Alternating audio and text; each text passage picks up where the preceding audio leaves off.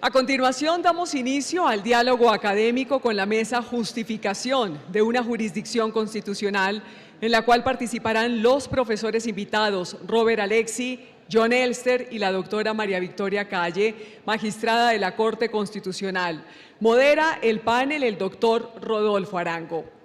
El profesor alemán les voy a hacer una presentación de cada uno de nuestros invitados y una breve reseña. El profesor alemán Robert Alexi estudió Derecho y Filosofía en la Universidad Georg August Göttingen. Es doctor honoris causa de la Universidad de Alicante, Buenos Aires, Tucumán, Antwerp y Lima. Se desempeña desde el año 1986 como profesor de Derecho Público y Filosofía Jurídica en la Universidad Christian Albert Kiel. Su obra sobre argumentación jurídica y resolución de conflictos entre derechos fundamentales ha permeado la doctrina y jurisprudencia constitucional colombiana. Continúo con mi siguiente invitado, es el profesor noruego John Elster, filósofo y científico social, doctor de la Universidad de la Sorbona, profesor de la Universidad de París, Oslo, Chicago y Columbia, director del Instituto de Investigación Social de Oslo.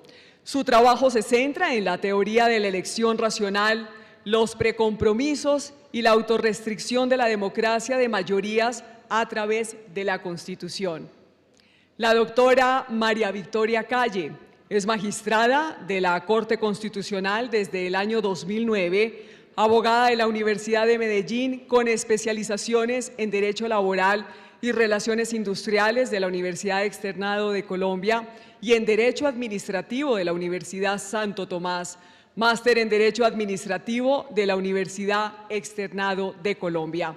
Así es que mis invitados ya pueden pasar a nuestra sala de discusión, de pensamiento, para dar inicio a esta segunda etapa de esta jornada.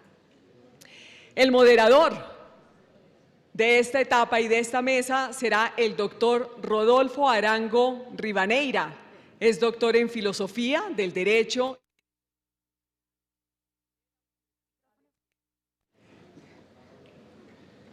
Tenemos sonido, vuelvo y repito, el doctor Rodolfo Arango Rivadeneira es doctor en Filosofía del Derecho y Derecho Constitucional de la Universidad de Kiel, magíster en Filosofía de la Universidad Nacional de Colombia, 1995, y abogado de la Universidad de los Andes, 1987.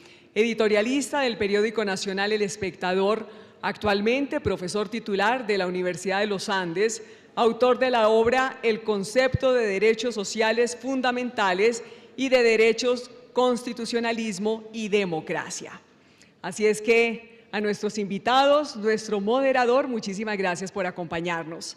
Antes de dar inicio a este panel, el presidente de la Corte Constitucional, el doctor Juan Carlos Henao Pérez, hará entrega de una mención de honor que otorga la Corte Constitucional de Colombia a los doctores Robert Alexi y John Elster en reconocimiento a su inconmensurable aporte a la jurisprudencia constitucional colombiana y a las ciencias sociales en general. Recibe la placa de manos del presidente de la corporación, el profesor Robert Alexi. Así es que invito al presidente de la Corte Constitucional, el doctor Juan Carlos Henao.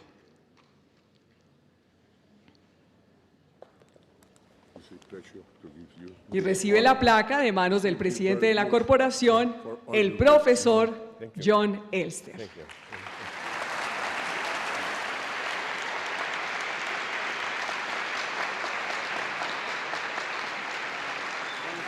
Avec la reconnaissance de la Cour constitutionnelle colombienne, nous vous remercions de tous vos travaux. Reciben entonces la placa de manos del presidente de la corporación, el profesor Robert Alexi, y recibe también la placa de manos del presidente de la corporación, el profesor John Elster. Muchísimas gracias. Les recordamos que pueden hacer uso de los dispositivos de la traducción simultánea que están a disposición a la entrada del auditorio. La mecánica de esta mesa será de 2 intervenciones a cargo de los académicos internacionales, seguidos de un magistrado de la Corte Constitucional colombiana, para luego dar lugar a una discusión académica que será dirigida por el panelista invitado. Con ustedes, el profesor Robert Alexi, quien tratará el tema de las tensiones que surgen entre una Corte Constitucional que se sustenta en el principio de supremacía de la Constitución y el Poder Legislativo que se funda en el principio democrático y la idea de soberanía popular. Los dejo con nuestro primer invitado internacional, el señor Robert Alexi.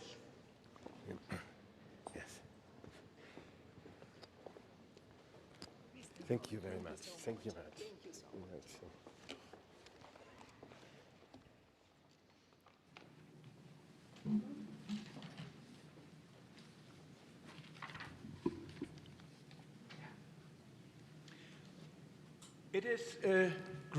Para mí es un honor muy grande y un placer muy grande hablarles a ustedes sobre el tema del control constitucional como una representación argumentativa.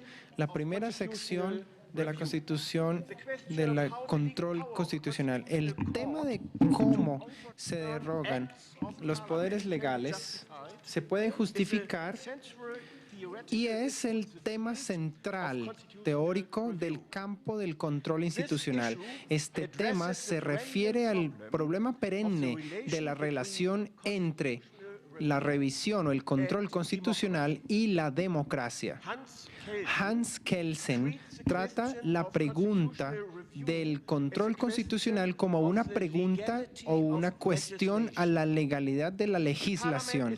El Parlamento se encuentra empoderado por la Constitución a nivel de altas leyes para establecer estatutos, y si estas leyes no se profieren de acuerdo con las reglas de procedimiento de la Constitución o si no comportan una obligación constitucional sustanciosa, en particular los derechos constitucionales, entonces estas leyes para el propósito van a ser ilegales.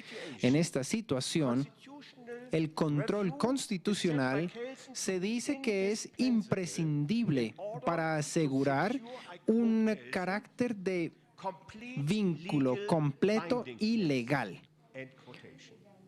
Termino las comillas, que se requieren por el principio, una vez más comillas, de la mayor legalidad posible, cierro comillas. Esta imagen de control constitucional es correcta, pero es incompleta. No dice nada acerca de cómo se promulga la inconstitucionalidad de una ley parlamentaria en su establecimiento. Y esto es un problema muy serio porque en muchos casos el tema de la constitucionalidad se va a cuestionar. En estas situaciones salen dos preguntas. Una pregunta metodológica o de tipo teórico argumentativo y una pregunta institucional. La pregunta metodológica es que si en casos de desacuerdo sería lógico intentar encontrar la respuesta mejor.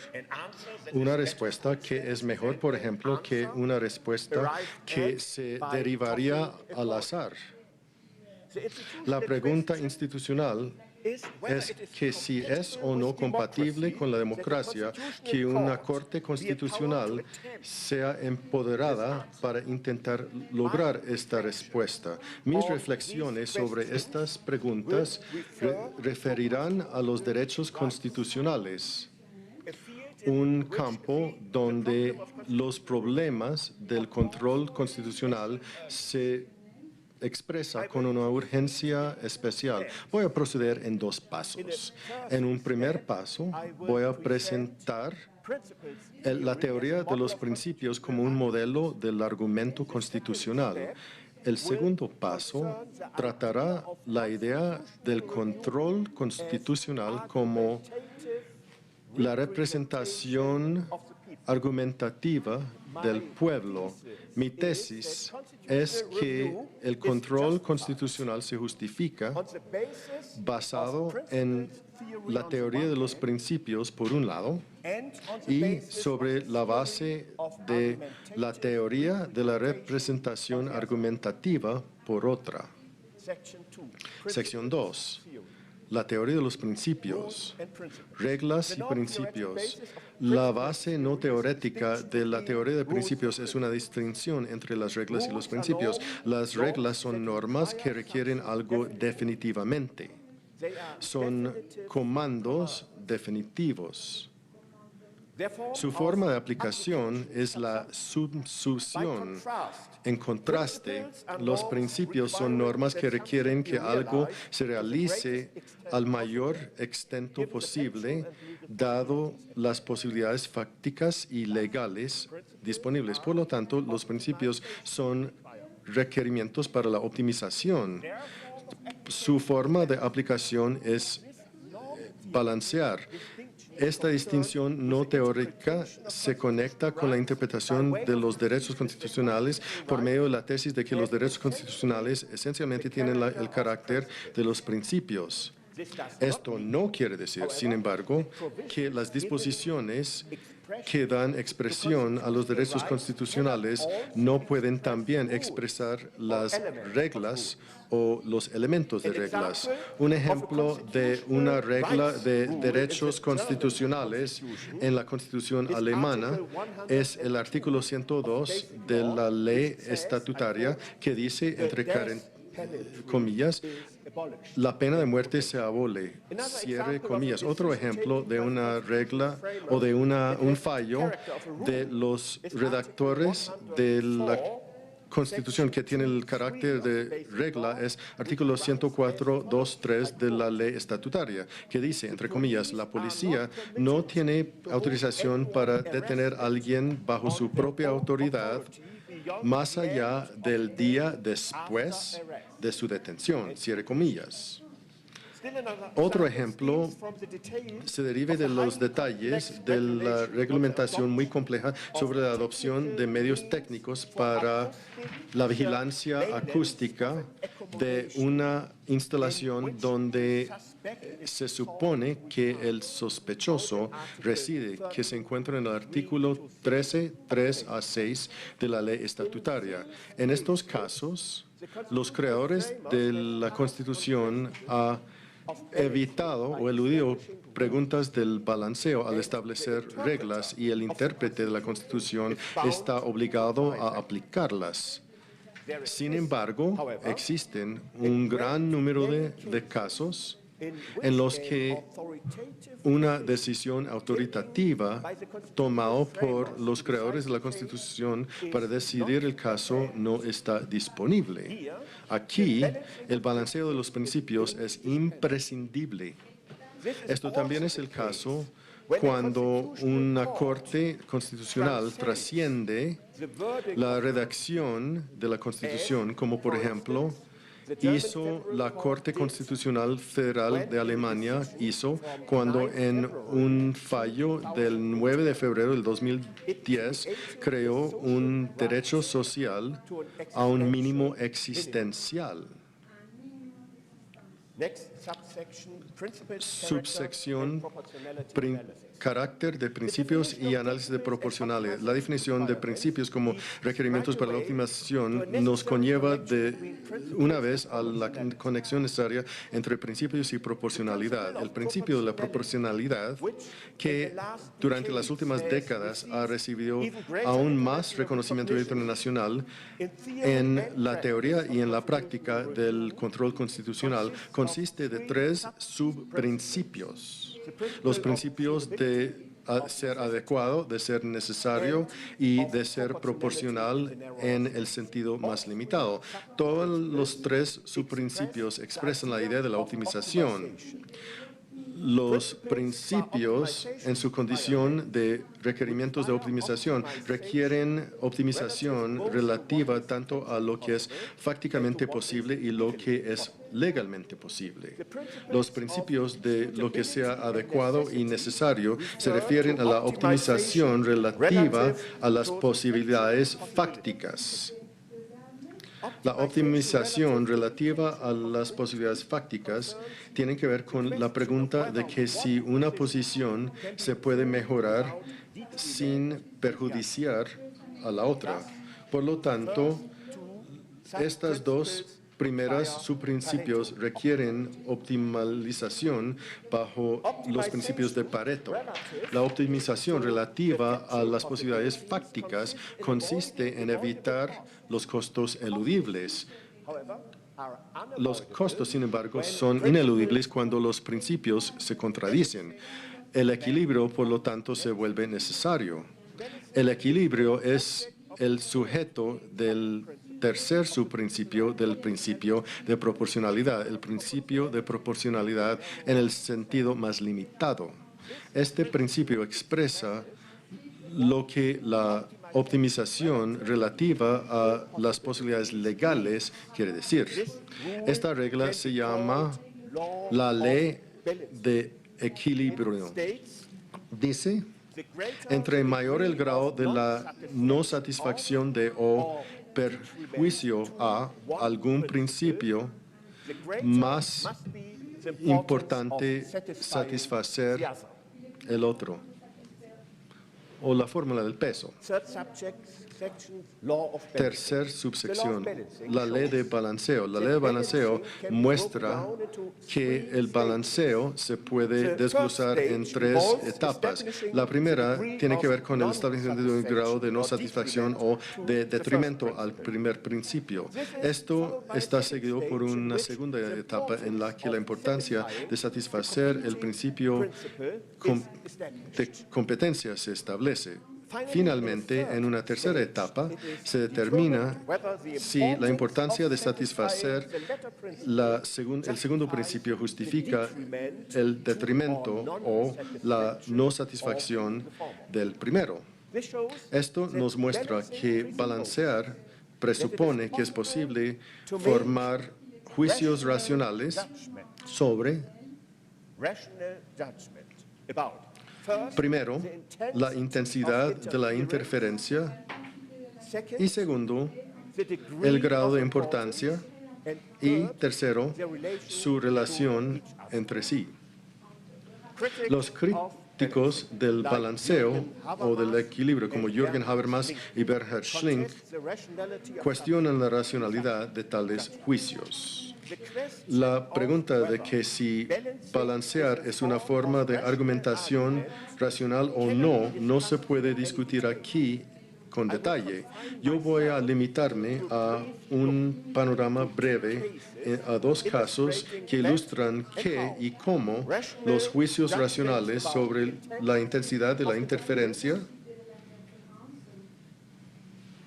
el grado de importancia y su relación entre sí son posibles.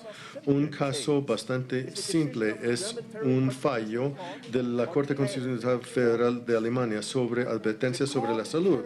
La Corte caracteriza el deber de los productores tabacaleros para poner advertencias de salud con respecto a los peligros de fumar en sus productos como una interferencia relativamente menor o leve con la libertad a desarrollar su profesión. Pero, en contraste, una prohibición total sobre todos los productos tabacaleros contaría como una interferencia seria. Entre esos casos menores y serios, hay otros de intensidad moderada de interferencia. De esta manera, una escala se puede desarrollar con las etapas de leve, moderado y serio. Nuestro ejemplo demuestra que las asignaciones válidas según la escala son posibles. Lo mismo es posible en cuanto a las razones que compiten entre sí. Los riesgos a la salud que resultan de fumar son grandes, por lo tanto las razones que justifican la interferencia tienen mucho peso. Si de esta manera la intensidad de la interferencia se establece como menor y el grado de la importancia de las razones para la interferencia son altos, entonces el resultado de la examinación de la proporcionalidad en el sentido más limitado bien puede describirse como la Corte Constitucional Federal alemán lo ha descrito como, entre comillas, obvio. Termina comillas. Lo que hemos aprendido del juicio de tabaco se corroboran al mirar otros casos. Un caso mucho más difícil se presenta por medio del fallo de la Corte Constitucional sobre la filtración o la vigilancia de los datos electrónicos. Un estudiante con ciudadanía de Marruecos y de la religión islámica hizo una querella constitucional contra un auto del Corte Distrital Inferior en Düsseldorf que fue sostenido por cortes superiores que requirieron las oficinas de registro de residentes y luego el registro de los extranjeros y las universidades a transmitir datos relativos a los hombres entre las edades de 18 y 40 en Interalia sobre su religión, país de origen, ciudadanía y carrera que está estudiando. Estos datos se transmitieron al procesamiento automático de datos para poder identificar los terroristas potenciales. Se encontró que la medida era justificada a la luz del peligro general de terrorismo después del 11 de septiembre. La mayoría del primer panel de la Corte Constitucional Federal clasificó la medida como una interferencia de peso considerable, entre comillas, termina comillas, en cuanto al derecho del que había traído la calle en cuanto a la autodeterminación de datos, que según la Corte es un caso especial del derecho general a la personalidad. La Corte considera esa interferencia seria como justificada en casos de un peligro presente y también en casos de un peligro concreto, pero no en casos de un peligro abstracto o general. Ahora, en nuestro caso se dice que es meramente un caso de peligro abstracto, caracterizado por, entre comillas, una situación generalmente amenazante, cierre comillas. Esto implica que la interferencia con el derecho del querellante es no constitucional. La razón por esta no está muy bien elaborado en el fallo, que se enfoca sobre la interferencia con el derecho y no sobre las razones para esta interferencia. Es que en los casos del peligro abstracto, o podríamos decir meramente abstracto, las razones por la interferencia tienen solamente un paso moderado o por lo menos un peso menos serio que la interferencia con el derecho del querellante. Por lo tanto, la querella constitucional se consideraba como justificada. Si uno sigue las clasificaciones de la mayoría, este resultado es inevitable. Sin embargo, el voto de salvamento del magistrado Haas, sin embargo, demuestra que diferentes clasificaciones o categorizaciones son concebibles. Según Haas, la interferencia con el derecho del querellante tiene y, entre comillas, un peso bajo, cierre comillas, mientras que la garantía de la seguridad es de gran importancia. Aquí solamente 2 puntos nos interesan.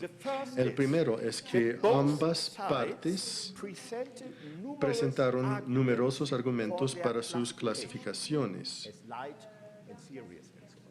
en cuanto a leve y serio, etc. Los argumentos de la mayoría para la clasificación de la interferencia como serio tienen más de 11 páginas de texto. Los del magistrado Haas para su clasificación como leve tiene 4 páginas. Eso ilustra que balancear no es simplemente un asunto de clasificación, calificación o categorización, pero esencialmente un asunto de argumentación. Un asunto de argumentación. El segundo punto es que los argumentos no solamente conllevar, como en el caso de tabaco, a un acuerdo, pero también a un desacuerdo. Aún dentro de la Corte, la pregunta es, ¿qué quiere decir esto en cuanto a la justificación del control constitucional? Última subsección en la segunda parte. Discreción. ¿Sería posible participar o realizar un análisis mucho más profundo y más preciso de los 2 casos mediante la fórmula del peso, que es simplemente una reconstrucción matemática de la ley de equilibrio del balanceo junto con su enlace a un segundo ley de balanceo que se refiere a la certeza epistémica? Esto, sin embargo, no se va a elaborar aquí. Un único punto es de interés en este contexto. Es el hecho de que la teoría del balanceo, como basado en la teoría de principios, es intrínsecamente relacionado con una teoría de discreción o deferencia. 2 tipos de discreción se han de distinguir: la discreción estructural y epistémica. La discreción estructural más importante es la discreción en el balanceo. El balanceo presupone, como ilustran los 2 casos, escalas. En el derecho constitucional, solamente las escalas discretas crudas son posibles. La escala triádica, o sea, leve, moderado y serio, constituye un ejemplo. Existen numerosas posibilidades para refinar esta escala. Una escala doble triádica es de interés especial. Funciona con 9 pasos o valores que empiezan con leve, o sea, muy leve, continúan con moderadamente leve y terminan con serio, o sea, muy serio. Es de gran importancia que las posibilidades de refinamiento se limiten. Todas las clasificaciones representan juicios y son, como ilustran estos 2 casos, con la necesidad de justificación. Una justificación solamente puede iniciar por medio de lo que se entiende. Así, es fácil entender una afirmación como, comillas, la interferencia es leve, cierra comillas, o una afirmación como, comillas, la interferencia es una interferencia seria y moderada, cierra comillas. Pero, ¿cómo se debería entender la afirmación, comillas, la interferencia es una interferencia leve, seria, de un tipo moderado? Por este tipo, la escala no puede ser una escala infinita o continua. Tiene que ser cruda y discreta. Entre más cruda sea la escala, más frecuentes van a ser los casos de pérdida. Eso quiere decir, si una escala triádica se usa, esta frecuencia de casos en la cual ambos lados, uno leve y uno moderado, o uno más serio, se pueden encontrar. En tales tipos de pérdida, este Parlamento, desde el punto de vista de la Constitución, va a tener la libertad de decidir como quiera. La discreción epistémica no es menos importante y ocurre en casos de incerteza empírica y normativa. En tales casos, el principio formal de la competencia de toma de decisiones de la legislatura puede justificar un ejercicio de discreción por parte de la legislatura. La existencia de estos dos tipos de discreción demuestra que el razonamiento de la Corte Constitucional es diferente de lo que sucede en el Parlamento.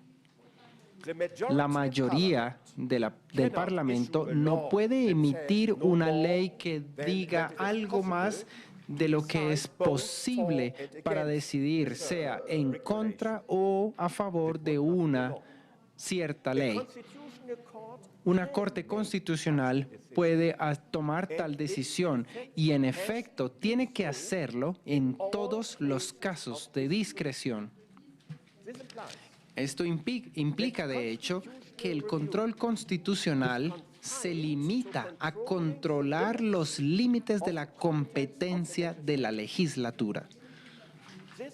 Este es un punto importante en el cual se tiene en cuenta el principio de democracia.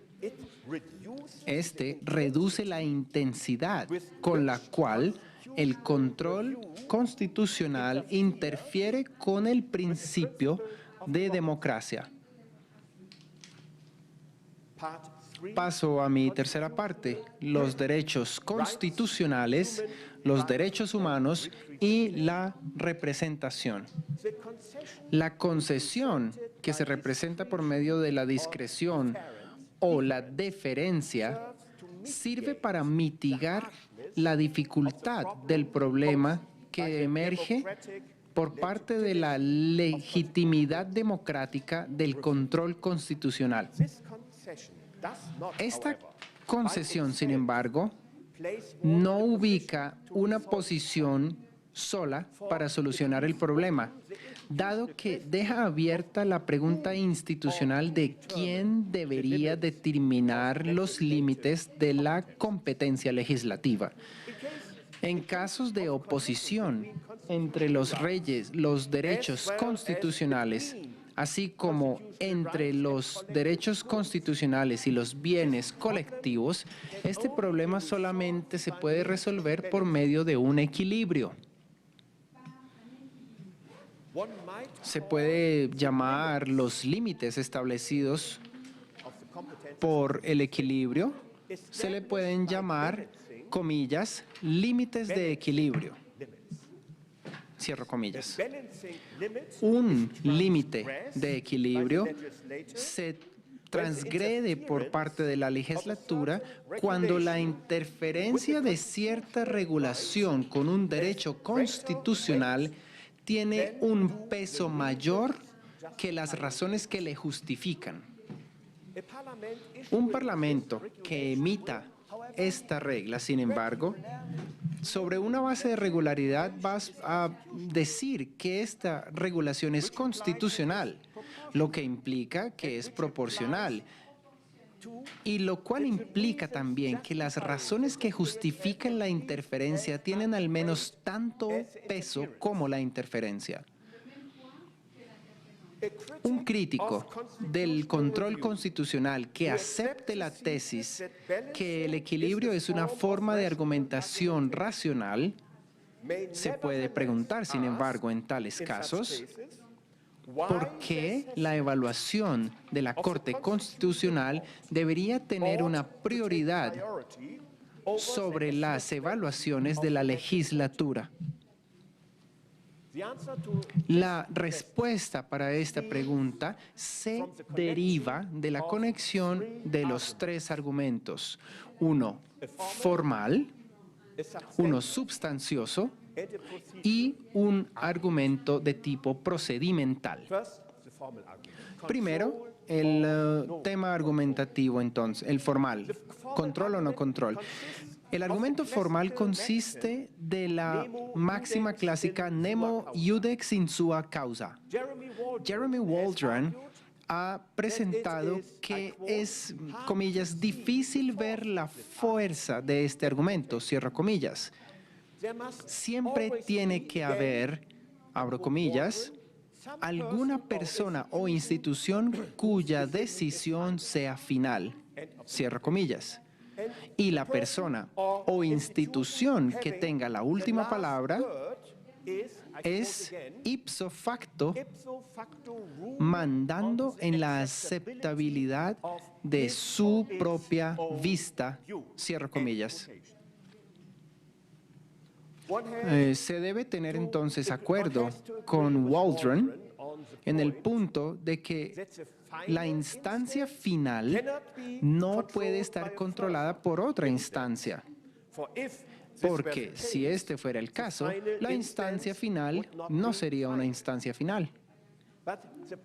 Pero el problema de una instancia final tiene que distinguirse del problema de control.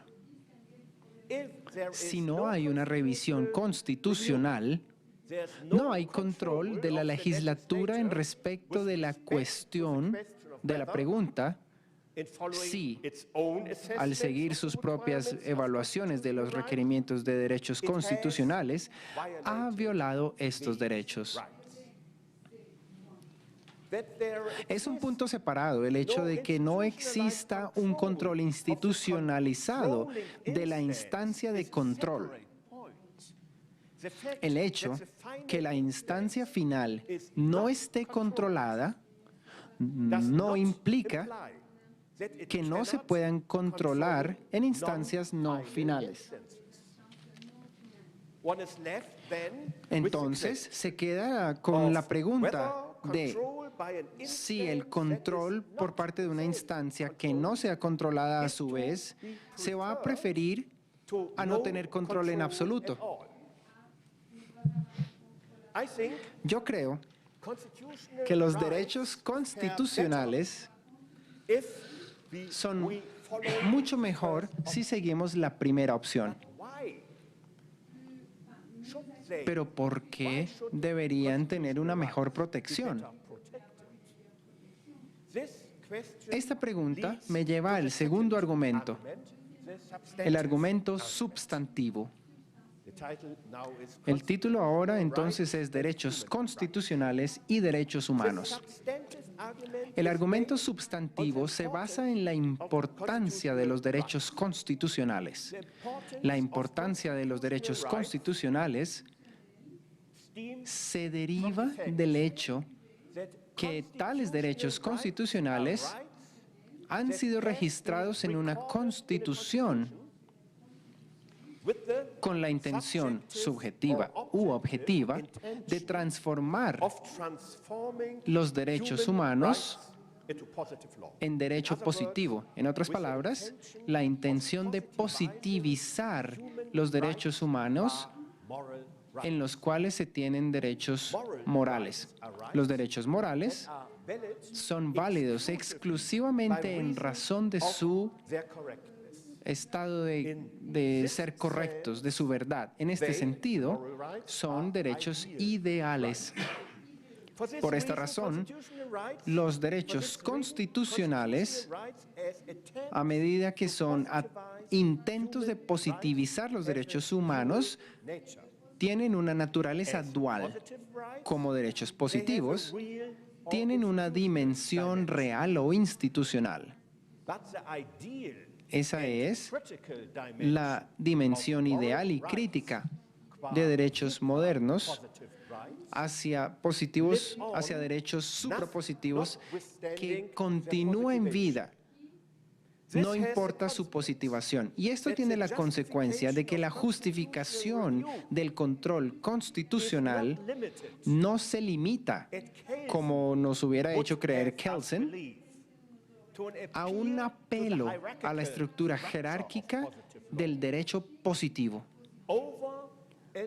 Más allá de esto, la justificación del control constitucional también se puede basar en razones morales.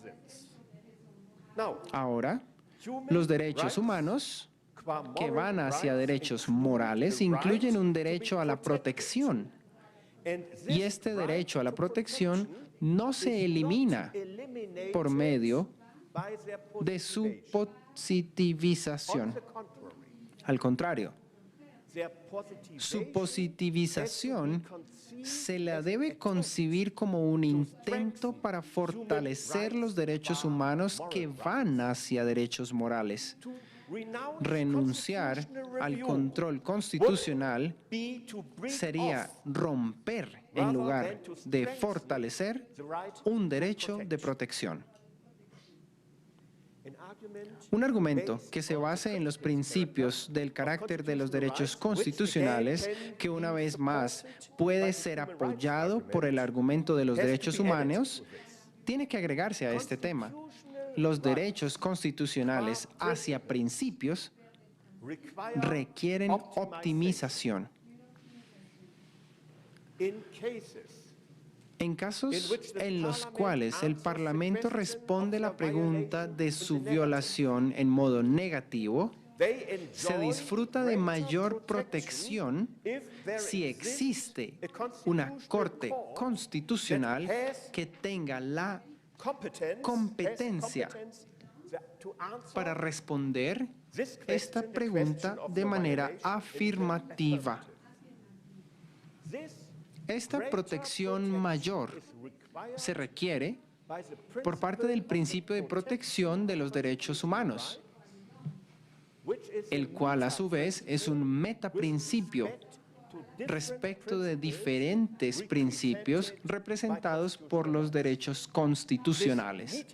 Este metaprincipio conecta los argumentos formales y substantivos. Pasamos al tercero, representación argumentativa. El argumento de una protección mayor, sin embargo, es solo sano si la protección mayor es legítima y correcta. Tanto la legitimidad como el hecho de que esté correcto y se establezca en un paso final por medio de representación argumentativa son los argumentos de tipo procedimental. La legitimidad del control constitucional respecto del principio de democracia tiene un aspecto positivo y un aspecto negativo. El aspecto negativo hace referencia a la pregunta de con cuánta intensidad el control constitucional interfiere con la competencia legitimizada de manera democrática del Parlamento. Entre más bajo sea el nivel de interferencia, más alto va a ser el nivel de legitimidad. Este es el tema de la teoría de discreción o de deferencia, del cual ya hemos hablado. La teoría de discreción o deferencia establece casos en los cuales se precluye la interferencia con el principio de democracia por parte de la Constitución. Se podrían llamar estos casos, comillas, casos de no interferencia, comillas. El aspecto negativo consiste de darle al principio de democracia un peso más bajo respecto del principio de protección de derechos constitucionales. Un peso menor proporcional al grado de discreción que se acuerda se debe encontrar en ambos lados de esta, insisto, dos lados de esta oposición. con este desarrollo, el caso de control constitucional se lo considera mejorado. Se distinguen entonces dos versiones del argumento positivo. La primera versión es el argumento bien conocido de que el control constitucional es legítimo porque sirve para proteger las condiciones presupuestas por una democracia. Claro, hasta aquí se ha llegado. Sin embargo, esto no se considera aquí. La segunda versión del argumento positivo es mucho más interesante, dado que hace referencia a todos los derechos constitucionales, no solo a aquellos derechos que son relevantes para el proceso de la formación de voluntad democrática. Este es el argumento de la representación argumentativa. El punto de inicio del argumento de la representación argumentativa es el hecho de que el control constitucional es un ejercicio de autoridad estatal. En casos en los cuales se invalidan los estatutos, es decir, como lo presenta Kelsen, entre comillas, un acto de legislación o un acto negativo de legislación, en tiempos más recientes, las Cortes Constitucionales a menudo emiten directivas al Parlamento que hacen referencia a acción estatal positiva en el campo de los derechos de protección, así como en el campo de derechos sociales. Esto quiere decir que en cualquier caso se acerca a un acto positivo de legislación. En un Estado democrático en el cual, como se presenta en el artículo 20 de la Ley Estatutaria de la República Federal de Alemania, toda autoridad estatal procede desde la gente. Cierro comillas.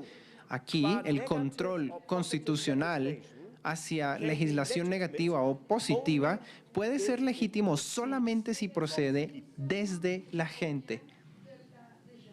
Esto significa que es legítimo solamente si se lo puede concebir como una representación de la gente. La representación es una relación de dos lugares entre un representandum y un representans. En el caso de la legislación parlamentaria, la relación entre el representandum, la gente, y los representants o representants del Parlamento se determina de manera esencial por elecciones libres y generales y la posibilidad de negar la reelección. Ahora, es posible hacer un dibujo de la democracia que contenga más que un sistema de toma de decisiones centrado en el concepto de elección y regla de mayoría. Esto sería un modelo decisionístico puro de la democracia. Un concepto adecuado de la democracia, sin embargo, tiene que incluir no solo la decisión, sino también el argumento. La inclusión del argumento en el concepto de democracia hace la democracia deliberativa. La democracia deliberativa es un intento para institucionalizar el discurso en lo posible como medio de la toma de decisiones pública. Por eso, la conexión entre el pueblo y el Parlamento se debe determinar no solamente por las decisiones expresadas en las elecciones y en las votaciones, pero también mediante el argumento.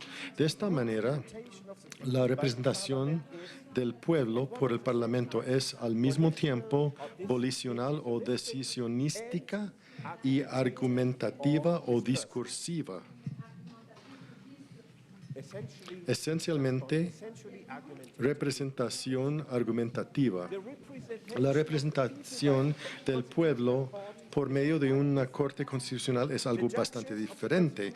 Los magistrados de la Corte Constitucional, por lo general, tienen no tienen legitimización democrática directa y lo que es más importante, la gente normalmente no tiene ninguna posibilidad de control al negarles la reelección. Por esta razón, yo he calificado la representación del pueblo por una Corte Constitucional en un artículo anterior como puramente argumentativa. Matías Kuhn ha indicado que una representación puramente argumentativa sería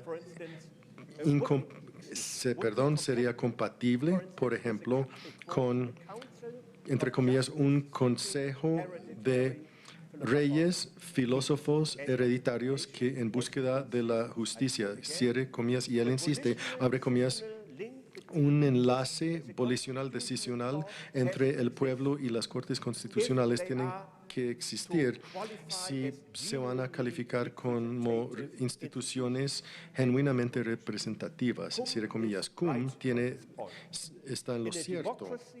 En una democracia, por lo menos, un enlace electoral indirecto entre el pueblo y la Corte Constitucional se establece, por ejemplo, mediante el nombramiento de parte de representantes quienes están directamente elegidos es necesario y más allá de esto, la toma de decisiones que toma lugar dentro de la Corte tiene que involucrar algún tipo de procedimiento mayoritario.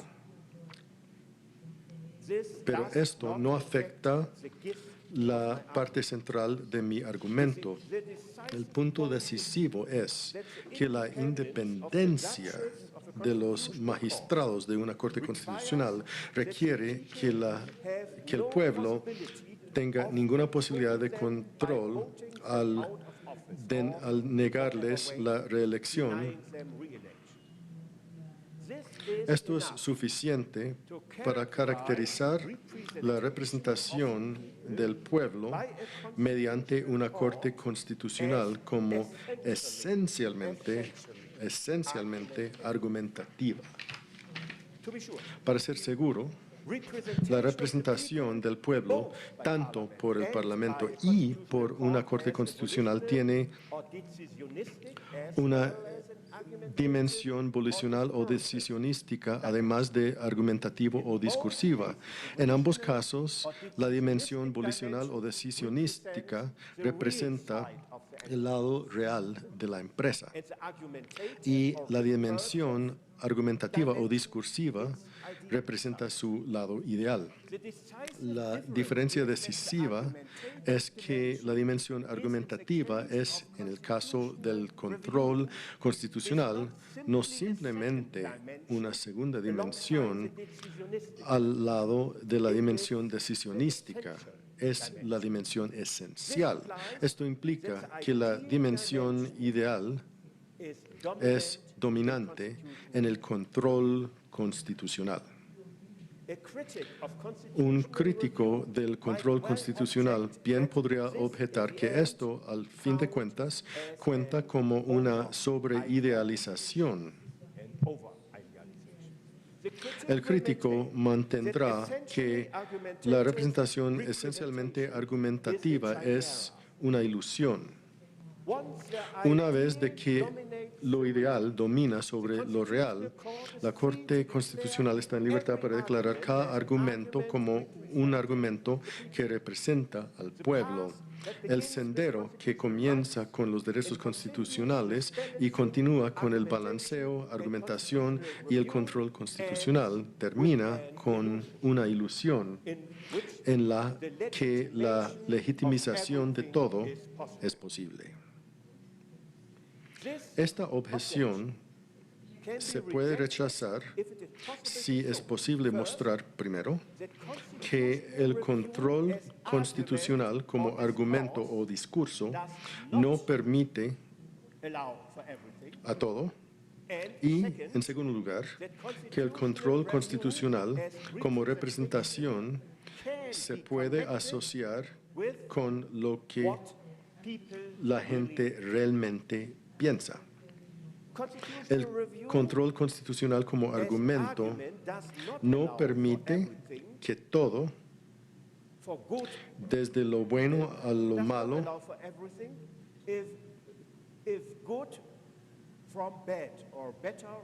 o mejor de lo peor, los argumentos se pueden distinguir en cuanto a su calidad en un número considerable de casos. Esta es una pregunta teórica de argumentación que yo he intentado responder mediante una teoría de discurso racional. Esta teoría obviamente no precluye el desacuerdo razonable, entre comillas. Sin embargo, cierre comillas, precluye la noción que todos desacuerdos son razonables. Si todos los desacuerdos sobre los derechos fueran razonables, el argumento de Waldron sobre el control judicial, que esencialmente se basa en la existencia del desacuerdo, de hecho, sería bastante fuerte. Sin embargo, existen casos en los cuales solamente una respuesta es discursivamente posible y es en este sentido correcto. El caso de tabaco podría ser un ejemplo. En el caso de los datos electrónicos, la situación es más compleja. El voto de salvamento demuestra que existe un desacuerdo dentro de la Corte. Ambas partes tienen un reclamo de ser correctos y la mayoría decide. Esta conexión del argumento y de la decisión es legítimo siempre y cuando uno concibe del control constitucional como un proceso de aproximación hacia lo que es correcto o lo que es verdad. Es nuestro mejor medio para acercarnos más a lo que es discursivamente necesario. La existencia de argumentos buenos o correctos es suficiente para la deliberación o la reflexión, pero no para la representación. Por esta razón, el nivel ideal de argumento y grado de ser correcto se debe conectar con el nivel real de la aceptación actual. El hecho de que la Corte afirma que sus argumentos son argumentos del pueblo no es suficiente.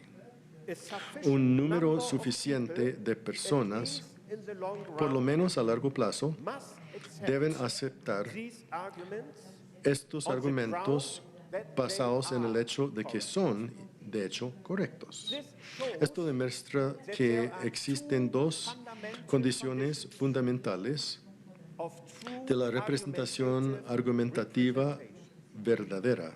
Primero, la existencia de argumentos sólidos o correctos y, en segundo lugar, la existencia de un número suficiente de personas racionales, eso es, personas quienes son capaces y tienen la disposición para aceptar argumentos correctos o sólidos por la razón de que son, de hecho, correctos o sólidos. Uno podría referirse a estas personas por analogía al concepto de John Rawls de la persona liberal, personas constitucionales. Estas dos condiciones demuestran lo exigente que son los presupuestos del control constitucional son. Expresan una confianza en la razón, pero sin la razón, toda la empresa del constitucionalismo democrático sería un arreglo débil. Esto nos conlleva a la conclusión de que si la razón justifica el constitucionalismo democrático, y yo creo que así es, entonces el control constitucional se justifica como uno de sus elementos necesarios. Muchas gracias.